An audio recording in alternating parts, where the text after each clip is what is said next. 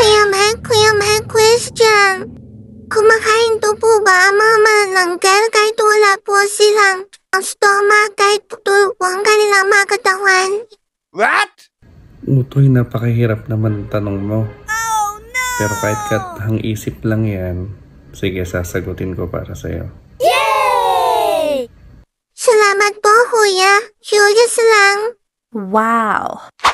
Ang manananggal ngayon, moderno na. Madalas na silang tumatambay sa mga mall. Sa mall po, parang hindi naman po yata. Huh?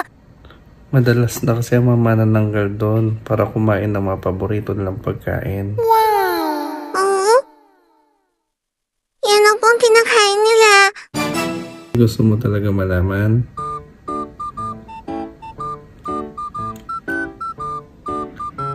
Utoy, Yes po.